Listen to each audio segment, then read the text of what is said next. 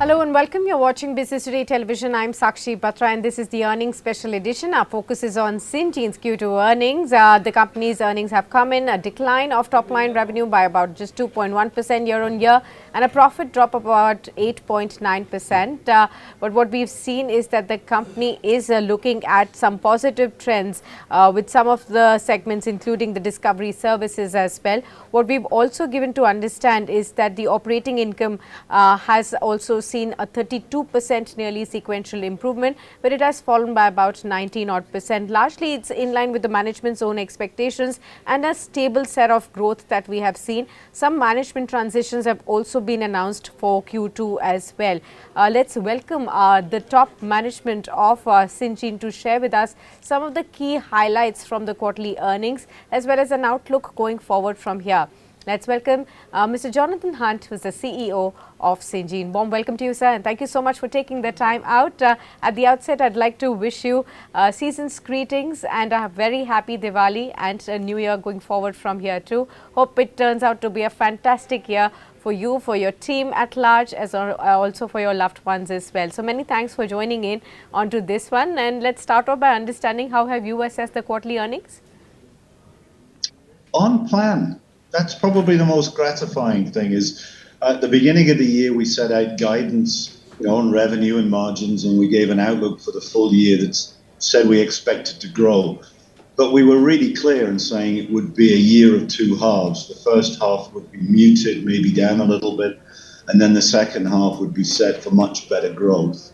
And at the halfway point, that's exactly how it looked. So feeling good that we called the shape of the year, and that means we've got a good handle on the underlying drivers in the industry and our business. And then the outlook, if you back calculate into our guidance, suggests the second half of the year is going to see some pretty good. Okay. Mr. Hunt, you did talk about those signs of recovery in the discovery services. So could you explain more on the factors which would drive this recovery and how do you expect this trend to continue in the second half particularly? Yeah, well, look at one segment of our business. We serve the US biotech companies, and they're often driven by their ability to access new capital, new funding. And the indicators there are that's stabilized. It had dropped quite a lot over the last 18 months, but it's now had a few months sequentially of looking stable. Looks like it did pre-pandemic, so we're back to about 2017 or so from a funding environment. And back then, we thought that was quite a healthy environment. So I think that puts a nice floor underneath the sort of funding environment. And now it's much more firm-specific. Can individual firms raise the capital they need, and how quickly does that flow through to them spending it with service providers like us? But it's looking better.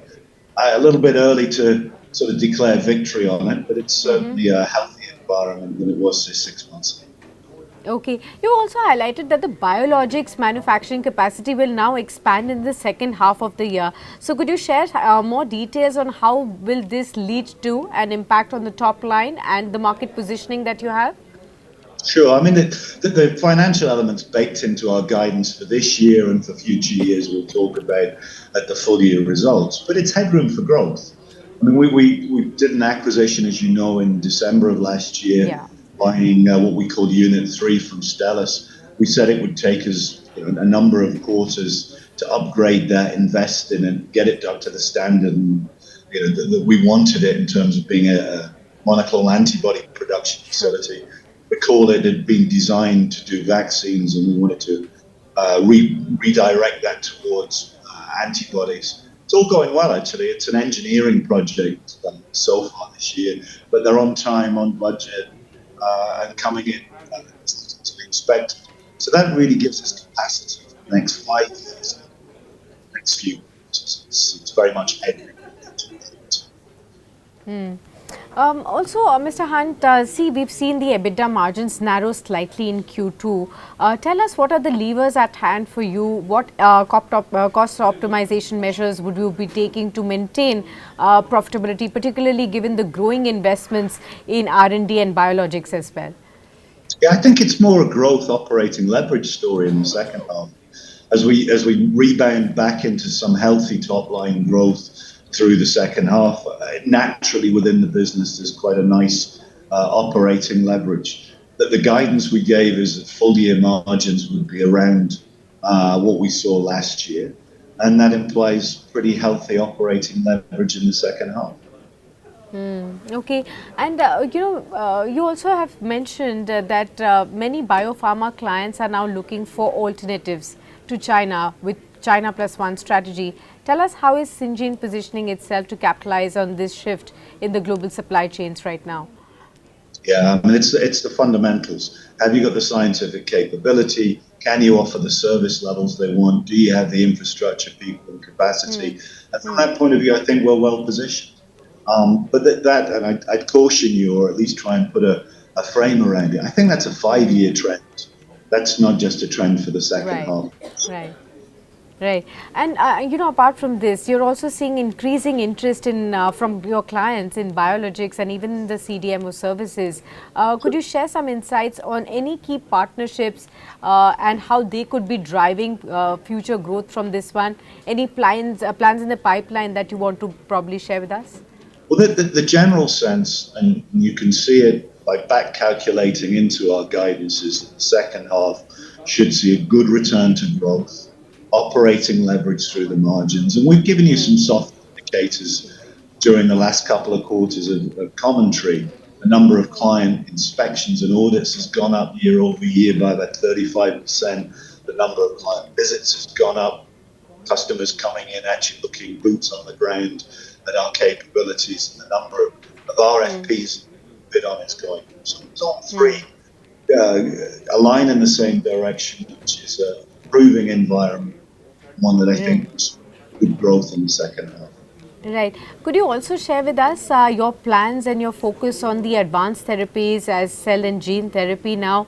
Any newer capabilities that you have built already that would definitely push you ahead in the field of biologics, and any innovative drug discovery areas that you're looking at? Yeah, if you look at where we spend our money, that always tells you something. So the capex plan for the year was $60 million US. We've invested about 40% of that in the first half, and it's gone across research, development, and manufacturing. I think there's some interesting investments we're making in the earlier stages in discovery around ADCs, around peptides, around oligonucleotides. They're infill capabilities for us because we established good capability there. But there are areas, I think, across the industry you see rising interest. And also, Mr. Hunt, beyond the current fiscal year as well, if we look, how does Syngene plan to ensure sustainable growth in this competitive biopharma market? As there's a lot of players that are now coming in from globally acclaimed players too. You just got to be good at what you do. It's around scientific capability, people, and that ability to bring great service. And we've got a pretty good track record there. I don't think competition is something that should deter you. It's a healthy environment. We've also heard from you on the change in management and leadership this time around. Any new approaches that we can expect in both financial and scientific strategies under the new leadership? Could you also share with us how will things change now from here?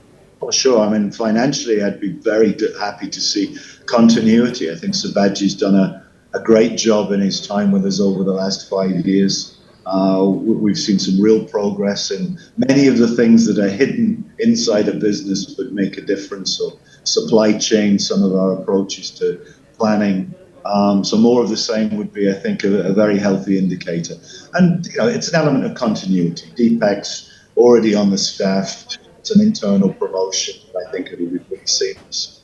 On the other announcement we made around creating a new role of the exec team, Chief Scientific Officer. Getting internal. It's delighted to see staff coming through and taking bigger roles. I think that just reflects the maturity of the company. Becoming ever more innovative and having the bandwidth of the executive to really think about that strategically. That would be very helpful. Well, on that note, thank you so much, Mr. Hunt, for being with us on this show to share with us some of the key insights from these earnings as well as an outlook going forward. Thank you so much. Always appreciate to speak to you.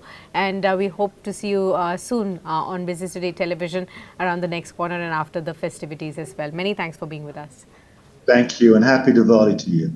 Thank you so much. Wish you the same, sir. And with that, viewers, we'll wrap it up at that. This was Syngene's top management sharing with us what has worked and what can improve going forward in the second half, going forward from here too.